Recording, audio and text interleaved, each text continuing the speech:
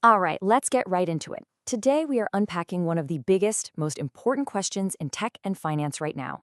Are we living through a colossal AI bubble that's about to pop, or are we actually at the very beginning of a new computing supercycle? The answer, as we're going to see, all comes down to a massive shift from generative to something called agentic AI.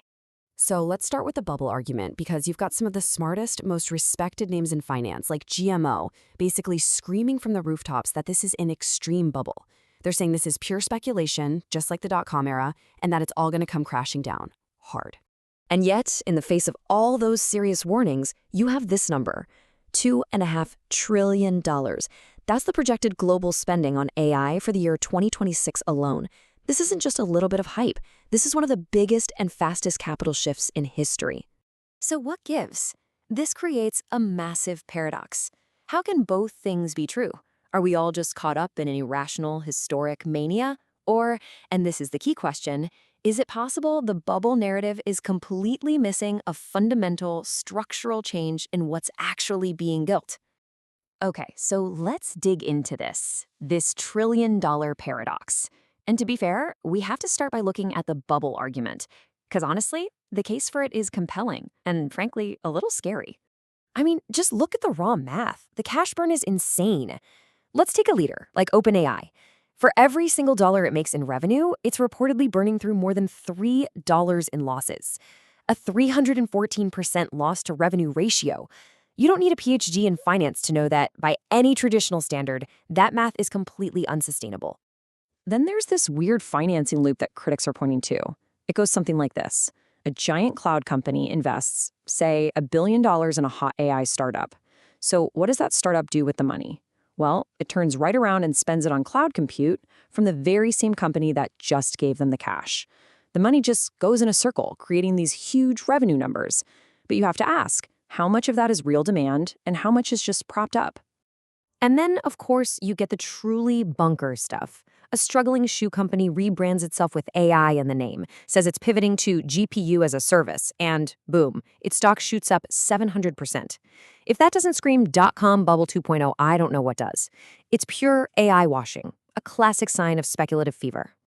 Okay, so yeah, the bubble case looks pretty strong, right? But here's the multi-trillion-dollar question.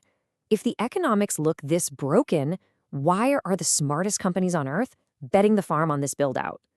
The answer, and this is the key to this whole thing, is that it's not about what AI is today, it's about what it's becoming.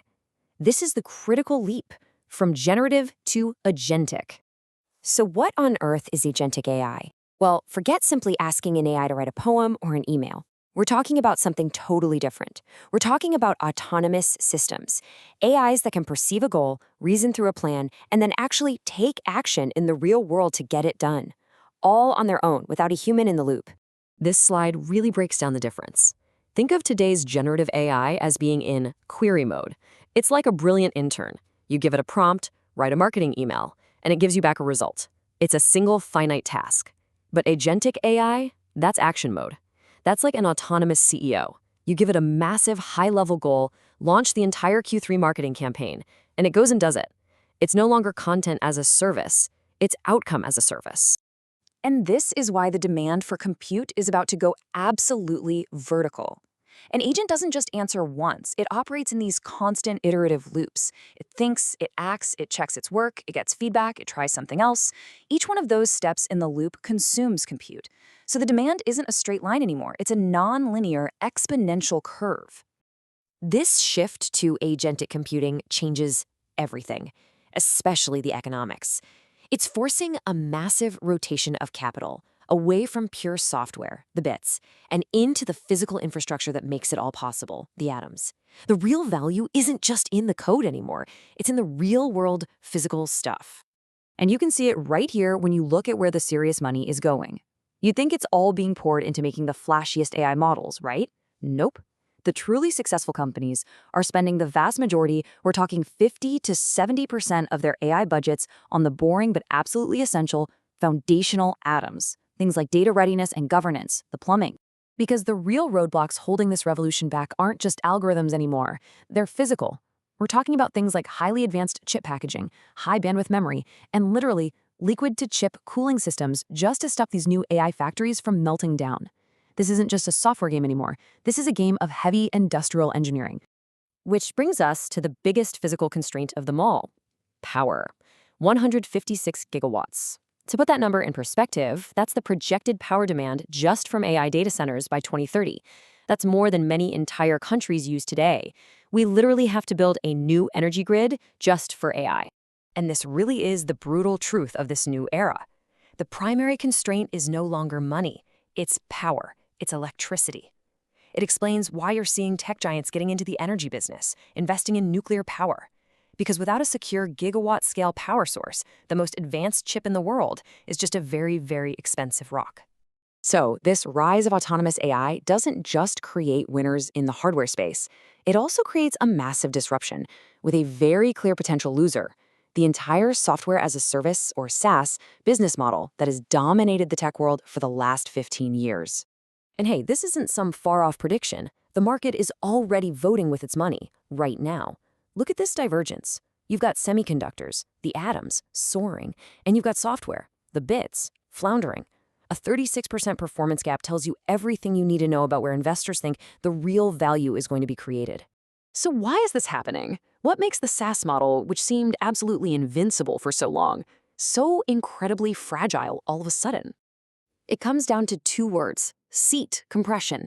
The entire SaaS model is built on charging a monthly fee for every single human employee, every seat that uses the software. But what happens when one single AI agent can do the work of 1,000 employees? Well, your company doesn't need 1,000 software licenses anymore. It just needs one. That could compress the number of paid seats by up to 90%, completely collapsing the business model. And it's worse than that. The whole defense, the moat for traditional software, was that it was complicated. You had to invest tons of time and money training people to use it. That moat is being completely flattened. Why? Because you don't need to learn a complex interface anymore. You just tell an agent what you want in plain English, and it operates the software for you. Complexity is no longer a defense. So we're left with these two powerful, competing narratives. On one hand, you have all the classic signs of a speculative bubble. On the other, you have the evidence of a fundamental tectonic shift in technology.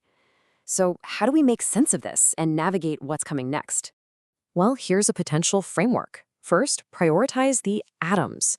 Focus on the companies building the essential physical infrastructure, the chips, the cooling, the power grids. Second, scrutinize the bits. Be deeply skeptical of the long-term durability of any per-seat software model. And third, and this is the tricky part, learn to differentiate the signal from the noise. You have to be able to tell the difference between a real infrastructure play and a failing company just slapping AI on its name. And that leaves us with this final thought. The last great tech supercycle was defined by mobile and the app economy. This next one looks like it's going to be defined by autonomy and the physical world. This means the core investment assumptions that worked for the last decade might be totally obsolete. So the question you have to ask yourself is your portfolio built for the past, or is it ready for the future?